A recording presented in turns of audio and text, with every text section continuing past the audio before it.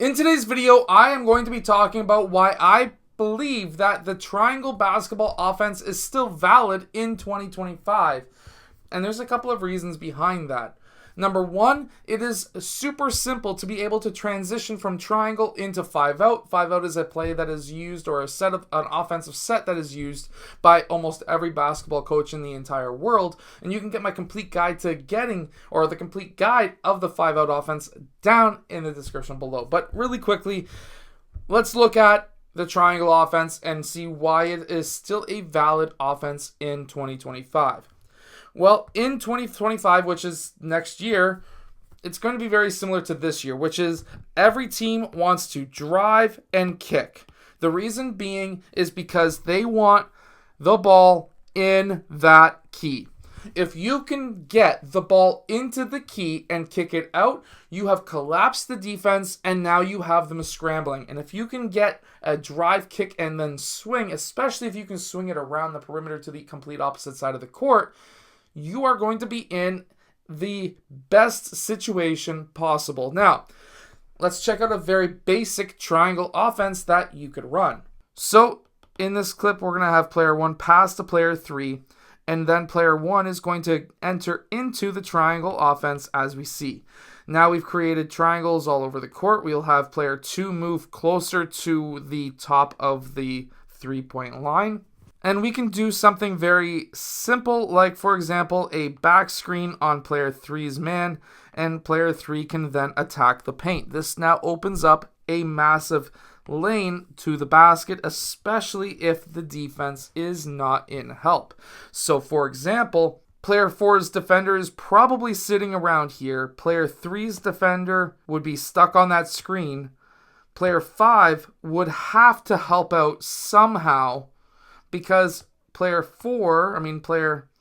2 will be here in gap, and that is potentially not going to happen because that kick out pass is potentially there, and a lot of coaches will teach not to try and help out on a one pass away situation. So player 2 will be stuck, and player 1's defender is, of course, nowhere in sight. So a back screen on the wing on a man-to-man defense, unless you're going up against something like a pack line style defense, this should be a potential opening. Now, if that collapses the defense, you can kick it out, and here we are again. Wide open 3, you could have a backdoor cutter where player 4 could cut backdoor. There's a lot of options here, but let's say they kick the ball out. Well, now we can enter back into the triangle if player 3 goes to that low post and player 2 goes and cuts to that corner. Now player 5 rolls off. Everyone's going to have to recover on defense. Let's just get rid of these guys so we can clean up the board a little bit. And we are back into that triangle offense. If we want to now swing it back around, because remember, if you can swing that ball past this imaginary line multiple times in a possession, and in the FIBA World Championships, they calculated that if the ball goes past this line 5 times, you have a 98% chance of scoring.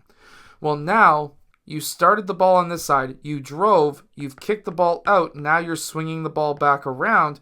That's now 2 times over this imaginary line. Well, now they're swinging it around. Well, guess what? Player 1 needs to move up, and player 3 is going to set a screen on player 4 because he's the one who made that pass. And we can even have a pin down screen on player 3, and player 3 can use that pin down. Now, player 5 could have the option to pass back over here or to pass over to player 1. If he passes to player 1, he's going to cut to that corner. If he passes to player 3, player 2 stays in the post, and now player 5 goes to that corner. If he passes back to this side, now that's 3 times over that line, and player 1's going to have to move up, and player 4 is going to have to move out.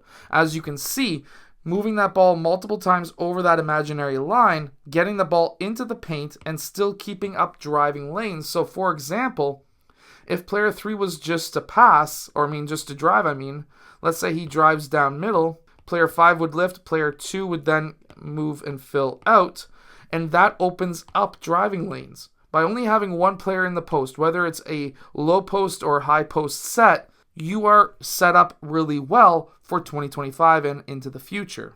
See, the days of two post players is almost over. We've learned that we need to get that ball into the paint, which means that by opening up the driving lanes and getting rid of post players can allow us to do that. However, we can still use that post game to get that entry into that paint by having a high post or a single low post player. If you are in and trying to teach your team newer style offenses that are going to be good for the future, now we can teach them how to drive, kick, swing, which is a play that every kid needs to learn how to use and actually run, because almost every team at either the prep level, college, or university level is going to be using that. So by teaching them how to use one single post player, whether that be in the high or low post, and then not just keeping it where it's just that one single player always in the post.